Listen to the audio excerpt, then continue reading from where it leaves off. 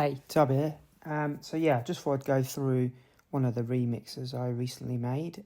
Yeah, just in case you can learn anything from it, or just interested in how I made the tune. So this one is Summer Breeze. So it's a remix of the Isley Brothers cover of that particular tune. I got the idea when me and my wife were in a charity shop together. Just heard it on the stereo and thought, oh, wait a minute, that riff at the start sounds like that could be a rave tune or a rave sample. So I made a note of it, and when I got home, got to work. So yeah, it looks a lot busier than it actually is. There's not that much going on. It's just I tend to, when I use different processing, I tend to just do it on a different channel. So lots of different channels in the tune. So yeah, I'll just go through it bit by bit and see how it goes. Be gentle with me though, this is my first attempt at this, so it might not be the best in the world. Right, okay, so we'll have a look at this first little bit of dialogue, just in isolation, so just solo that. Mr. Romantic, Mr. Summer Breeze, all about the... Right, so that I just managed to get via an app on my phone, which basically just lets you look up film clips by words. So just search for Summer Breeze and it come up with this bit of dialogue, which I quite liked. I'll link all the apps that I use in the description of the video, just so in case you're interested as well. So that first little bit has got no processing on it, as it says here, and then I put the echo on the last little bit of it. So it's just this word love should echo. Love. That's just a really simple echoing technique. I'll just show you it here. So here we go in the effects channel, and we've got an echo on it. So as you can see, there's a lot of wet sort of reverb sound on there, and quite a lengthy amount of feedback. So I wanted that to go on for a little while. Yeah, and I do love this half note feedback or echo. Yeah, just for some reason, just really love the sound of that. So that's the first little bit of the tune, and then at the end of the tune, we've just got this silly little clip I found as well, which is from another film. And again, I was just looking for, I think cheesy was the word I was searching for. That was cheesy. Yes, there we go. Very basic, but I love my film samples, and yeah, just love putting them in my tunes. Don't know where I got that from. I used to, when I was a kid, just sample films through my dad's headphones, plugged it into the microphone port of the stereo, and just record things off like VHS, like RoboCop and Terminator, and then take the tapes into school and annoy my mates with them. Right, okay. So the next bit that I worked on, or next bit I'll show you actually, what I worked on was just the actual tune. Oh, this took some effort, this did. So yeah, this is completely quantized to the beat, which took ages because the tune doesn't really stay in time, and the chorus and the intro are in quite different sort of tempo wise. So yeah, I had to mess about with them separately, and as you can see, I've polyphonically time stretched that. So what I've done is just basically it just keeps the original pitch, but then what I've done is pitched it up 4 semitones to kind of match if I had sped it up, like on a record player or whatever, but using the pitch control.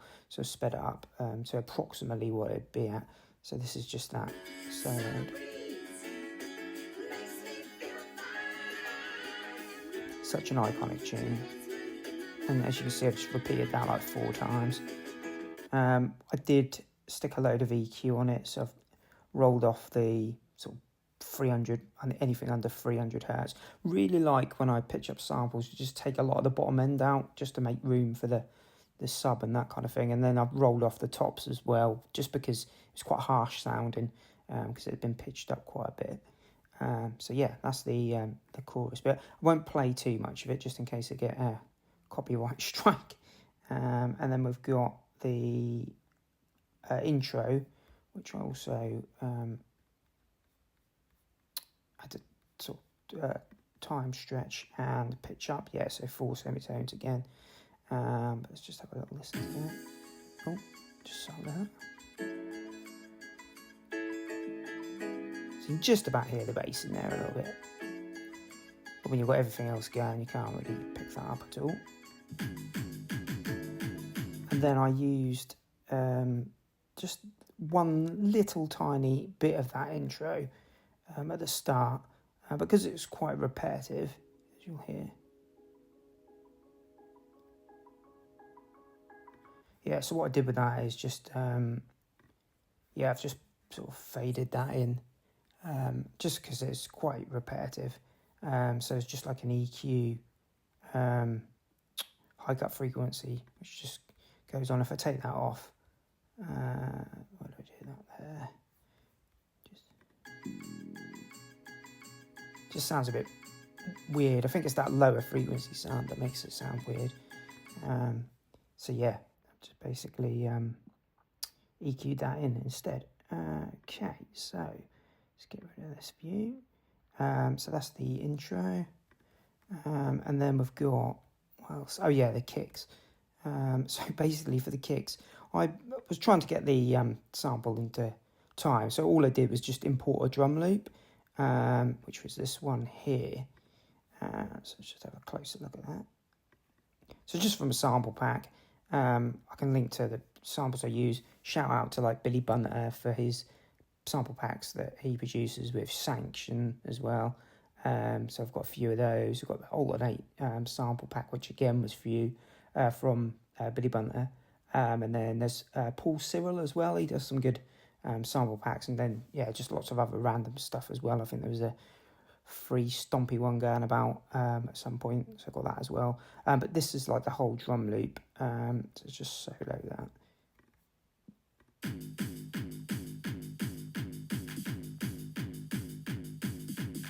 So as you can hear, it's pretty decent just by itself. It's got those like extra snare hits at the end, so I sort of cut that in half, and then just use the first half a couple of times, and then back to the full loop, just to sort of make it sound a bit better. And then what I've actually done, which I wouldn't normally do, but just thought was all right with this one, was just cut out the individual like first hits. I think it is a kick and maybe the hi-hat as well. Yeah, so you can hear the hat on the end of that. And then I've just built like quite a typical pattern with that. So just one kick, then two, and then more, and then back to less, and then into the full loop. And then later on in the tune, it goes back to just the single hits. Then I layered that up with a break. So just go into the break. And, you can't just use a lot of this stuff stock because it would just be quite boring. Although sometimes I do it with the Amen break because it's just such a good sound. But yeah, I believe this is a Amen, and I've just chopped it up, rearranged it, just messed about with it loads.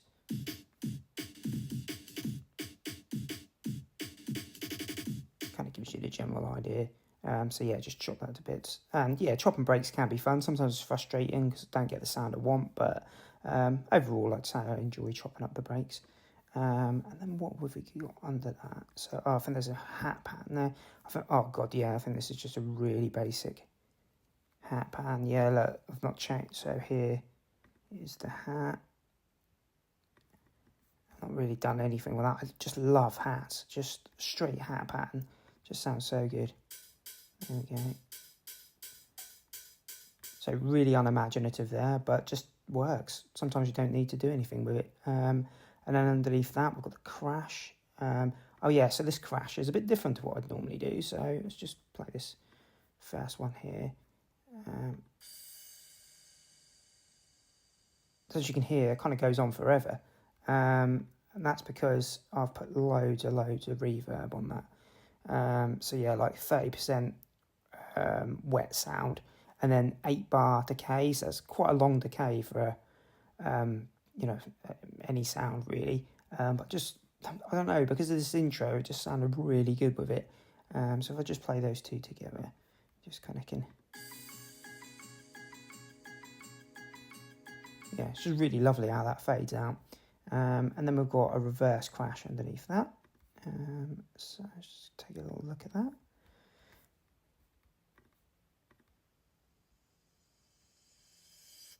There you go. So yeah, just a crash. I think that might be the crash from above, just reversed actually. And then just a little cut off at the end to take out any clicks. I tend to do that with a lot of my tracks in my tune, just fade them out. at the end to make sure I don't get any clicks. So it's quite a good way of eliminating those. What else have we got here? So we've got just vocals on their own as well. So I used the stem splitter that they've got in. Oh, I don't know if it's going to come up actually. If I take this off. Yeah, so you've got this stem splitter. You can't use it because they have time stretched to sample. But there's a stem splitter option that you can use to just split out all the instruments. So I've just split out the vocal here. So I'll just play a little bit of that.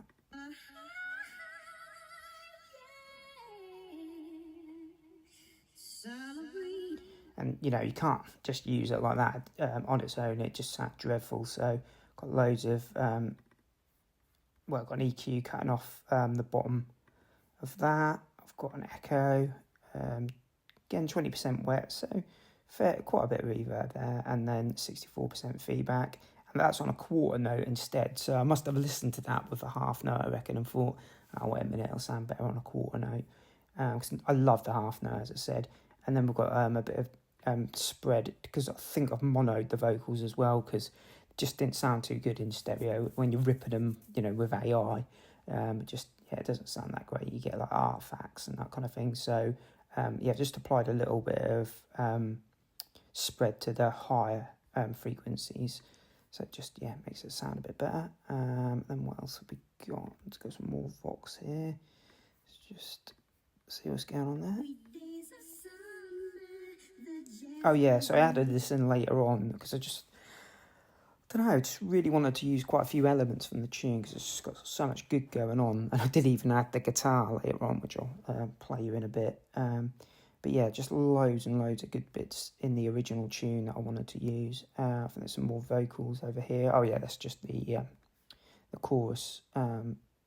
Again, a word on the structure of this tune. Basically, normally I would stick another tune in, like a rave tune, a hardcore tune or whatever, and just use that structure as kind of a template. I'll obviously change it afterwards, but just use that as a kind of starting point to get things going quickly. So if you don't do that, you make tunes, then I think it's a good tip to sort of get you started quite quickly.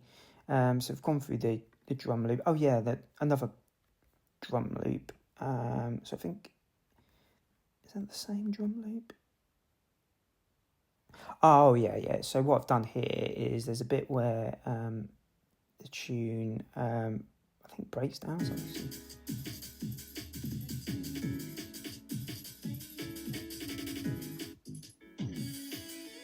oh, it's not that bit. Let's find out what I'm trying to. Oh yeah, it is that bit actually. So when the guitar that I talked about comes in, I wanted to take the kick out a bit because it was kind of overpowering, I think. So I've EQ'd the top end off, so it's just a kind of this muddy kind of sounding kick to begin with. But I think that sounds well good.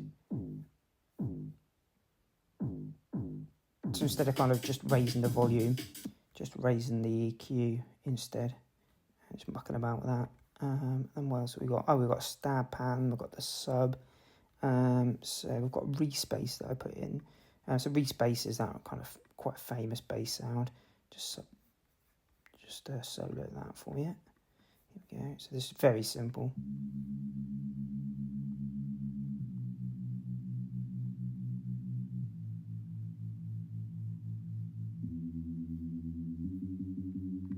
And I didn't have that little bit at the ending where it kind of splits into the little smaller, shorter notes. But when I listened through the first couple of times, I was like, oh, it sounds a bit boring. Let's do something with that. And the looks like the Reese. Yeah, no actual effects on that at all. So just got a sample of a Reese from somewhere and dunked that straight in the tune. And yeah, it just works as is. Sometimes I have trouble getting sub bass in tune. So good tip with that is just to transpose it up a couple of octaves. So you can just hear it against the music a lot more easily and hear if it's not kind of in the same ballpark tune-wise. And then I've got the stabs here as well. So what's going on with that? Let's have a little listen. Oh yeah, quite a simple little pan. I'm not the most musical person, let's be honest. So let's just have a little listen.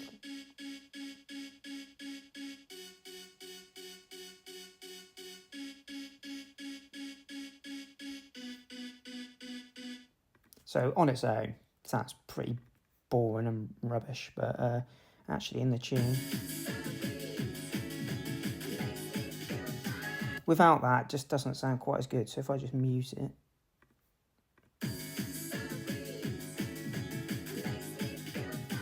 I can almost hear it in my head without it playing, and that was before I even added it in. So yeah. And then what else have we got? Oh yeah, this little acid bit. So I got this from a sample pack, but it sounded pretty dreadful when I put it in. I really liked it when I listened to it on its own, but yeah, let's just take all these effects off and everything.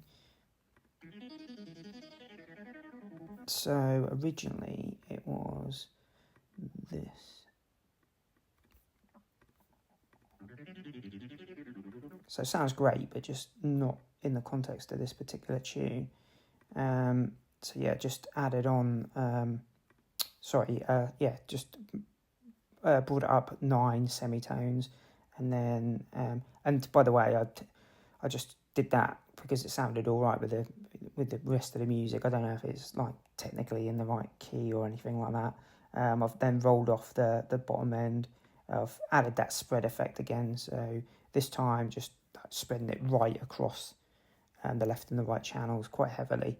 And then added on some reverb again, so 30%, only 2 bars this time, so a little less than that other thing, and this is what it sounds like.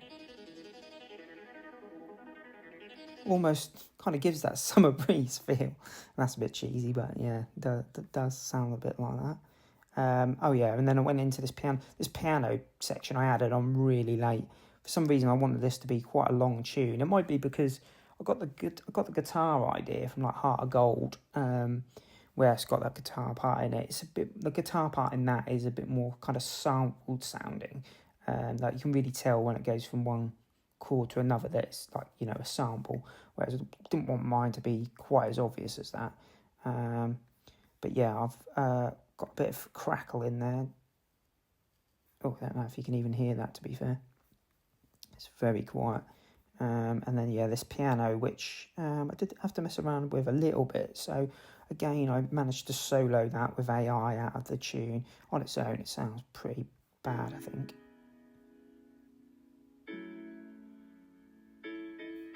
Yeah, this is not the best quality, but when it's in the mix with everything else, sounds fine. And then what I did is added another layer of it as like an echo. But I've only echoed certain parts of it, so that's why it's on another channel.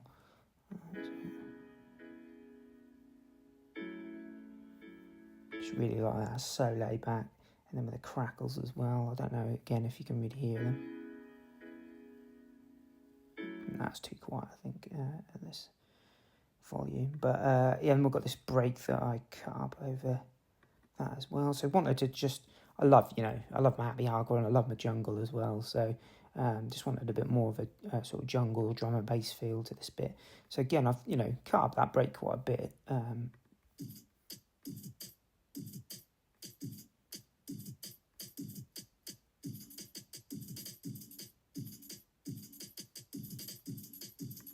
Again, I've just grabbed that from a sample pack and then messed about with that. So yeah, quite a lazy producer. And then, yeah, we've got this guitar part that comes in. I appreciate I'm going all over the place with this, but I've not done it before, so I've not scripted it, so definitely lessons to be learned. Right, okay, so we've got, I think, quite a bit of delay on this again. Yeah, so 20%, but 10 bars worth of delay on this guitar, so it's just solo that.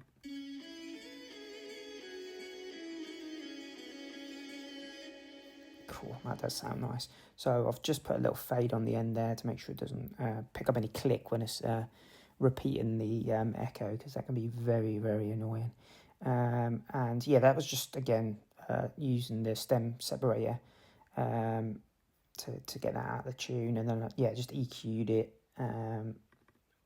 200 cut on that, and then lots of that delay just to make it sound good. But then I kind of put it in the tune pretty much wholesale, just the first part of that sample, and then I actually got a bit more inventive with it. Where is it? Oh yeah, here's the main bit. Just make that a bit smaller. Oh, trying to actually load up this bit. Here we go. So this is where I started getting choppy with it. So just have a little listen to that.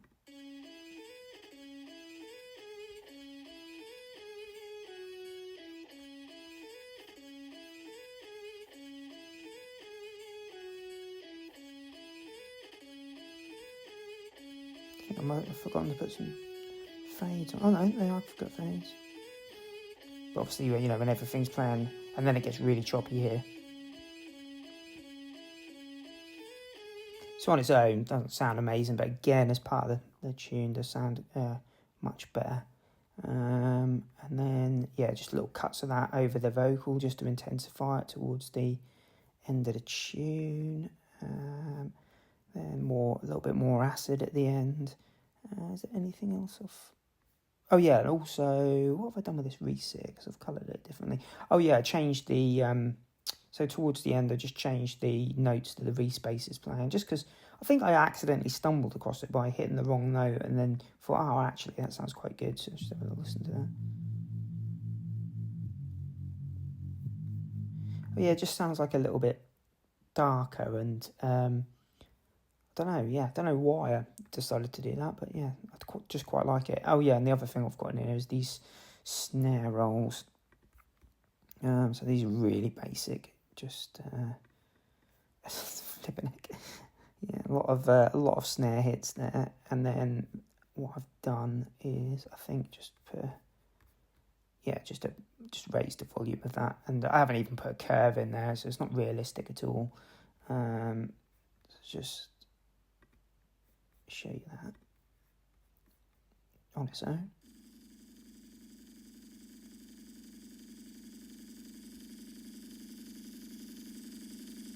So again, on its own, doesn't sound great, but just adds a little bit to the tune when you hear it with the rest of it. It's just have a little listen.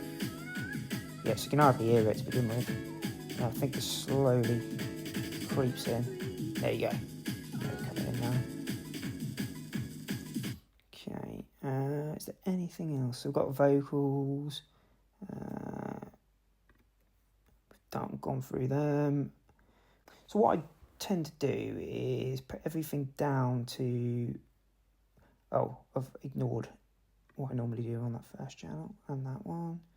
Normally it's -10 and then into the master channel, which will then boost all the volume. So on this I've just used a nice preset that's got in Logic, which gives it kind of a valve sound, and then used this Excite on the dynamics as well. So I'm not any mastering expert or anything, but when I listen to it, it sounds good when I put any of these on, really. But yeah, for this tune I used the valve sound on here. So yeah, that's it in a nutshell. Hopefully you enjoyed that. Hopefully it didn't bore you to death, but yeah. Okay, cool. Well, I might do this again. Just let me know how I've done in the comments. Cheers.